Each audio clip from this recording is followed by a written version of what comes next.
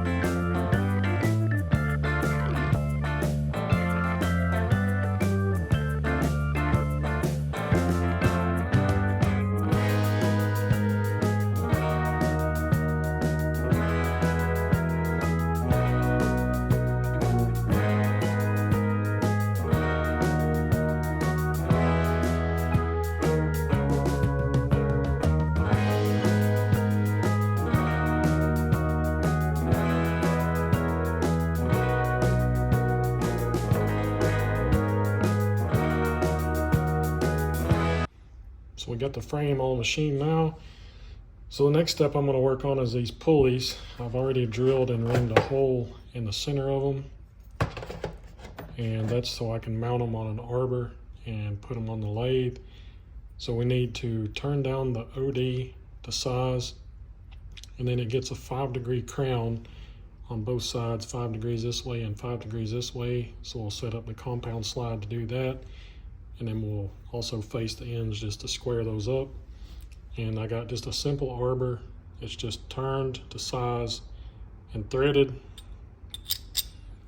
It's actually the arbor that I use to cut gears.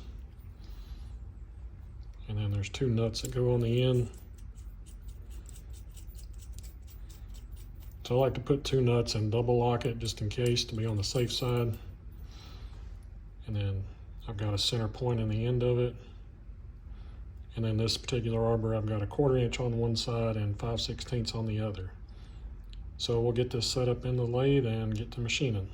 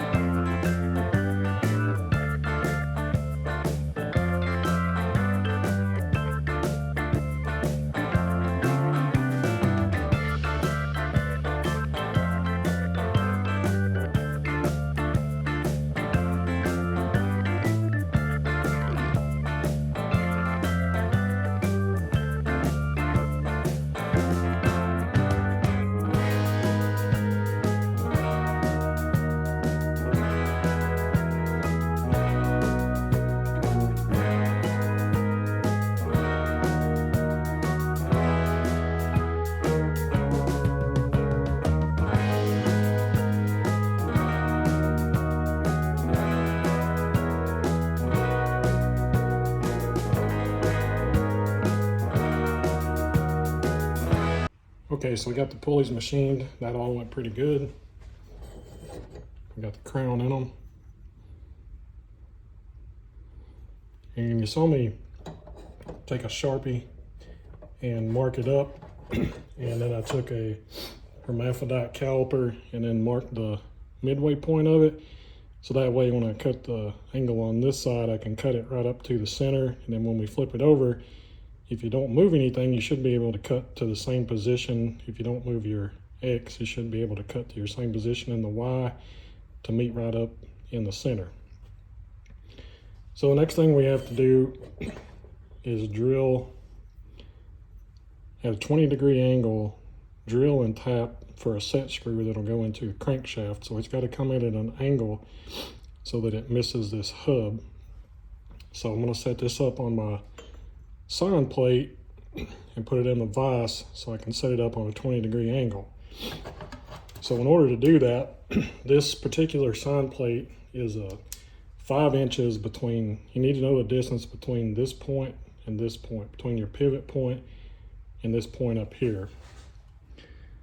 So what you end up with is a triangle.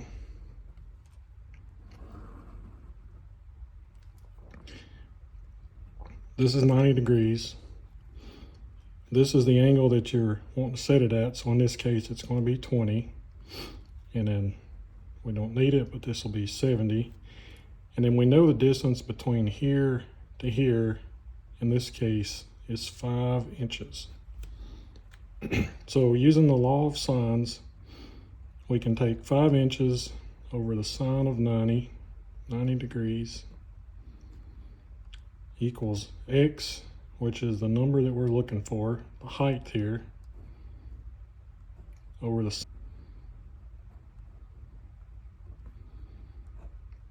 Then we solve for X.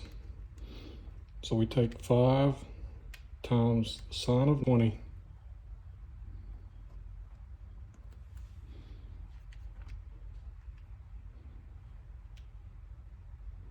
And we divide by the sine of 90, which is just 1. So it's 1 inch 7/10.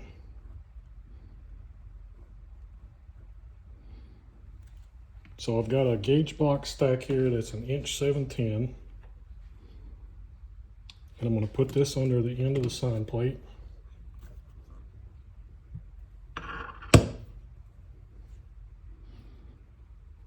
So that should set this to a 20-degree angle. So I've got the protractor here set to 20 degrees, and we'll check it.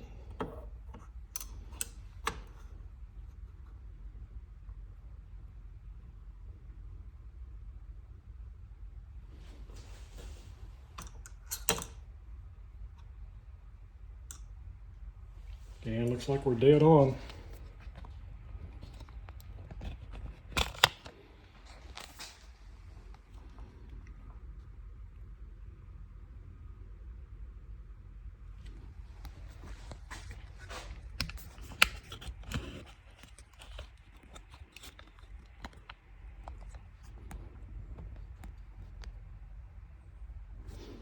So now we can get the pulley attached to here. We'll have to put some clamps on here and clamp it down. And then we will set it up in the vise. We'll be at 20 degrees. And then we can drill this angle and tap it out for the set screw. So we'll do that to both pulleys. The other pulley is at a different angle. It's actually at a 37-degree angle. Once we get that all set up, then we're going to start machining down the crankshaft. So we'll turn down this side, flip it over, turn down this side, and then it gets turned to a shoulder. There's a slightly larger area here. And then we'll put it in the 4-jaw chuck, and then we can offset it to turn this journal here in the middle.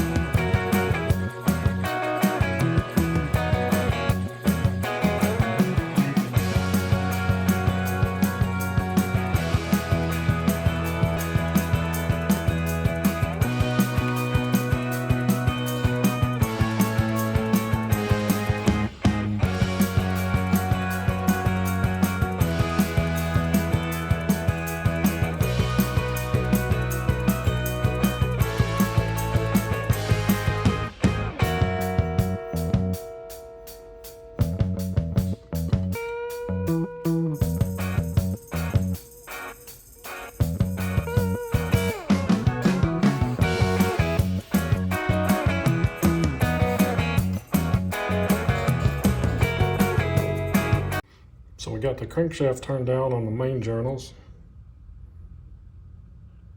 Turned it down to a shoulder. That all fits pretty good. It was flexing a little bit, so I did end up setting up the steady rest to hold it, and then I was able to face it off on the end and get a center in it, so I could put a live center in it to help support it. So next thing we need to do is turn down the journal in the middle here. So to do that, we need to offset it so that we can turn this section here. So we need to mark where to turn this at. So what I've done is set it up on the surface plate in between a couple of V blocks, and I've squared it up.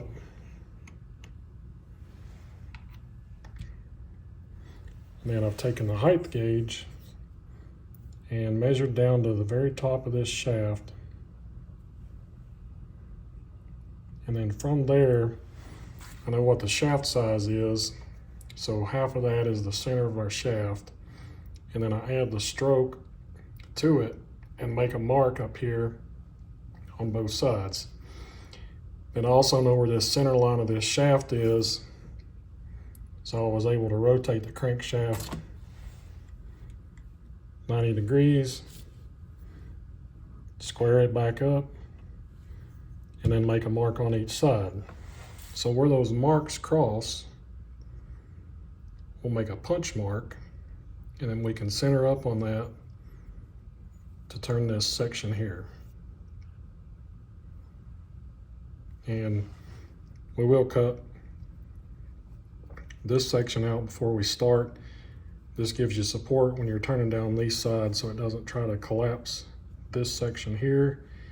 So now that we're done with these, we can cut this section out and then machine this section here.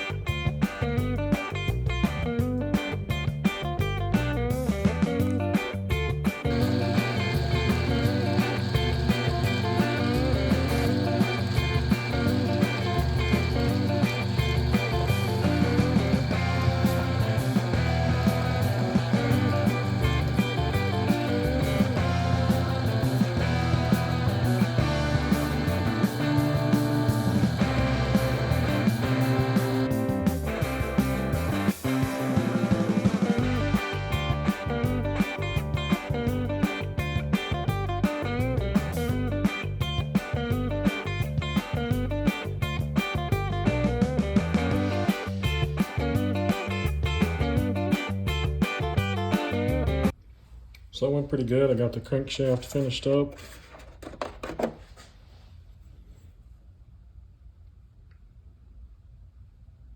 And I was able to set it up in the 4-jaw chuck, put it in there using a V block. So then I was able to put a jaw here, and then a jaw here in the V, and then a jaw here on each side, and I was able to center it up on our punch mark, and then plunge in with a cutoff tool and machine that out. So the next thing I want to work on is the steam chest and the steam cylinder. Since I got the 4-jaw chuck set up already, we'll set it up in there to face these ends off. First thing I'm going to do though is take it to the belt sander and try to smooth this out, flatten it out some. And then we'll start squaring these ends up. Then I'll do some layout on it to find the center of this, so I know exactly how far to cut off of each side here. So there are 2 pieces that, once we get a little farther on this, that we need to locate the holes from this cylinder head top here. So I'm going to go ahead and work on it and get these holes drilled and get this machine flat so we can transfer the holes from this. And then there's a valve gland that bolts to the bottom here that we need to transfer the holes from. It's machined from just raw stock. So we'll work on that next after we get this kind of squared up.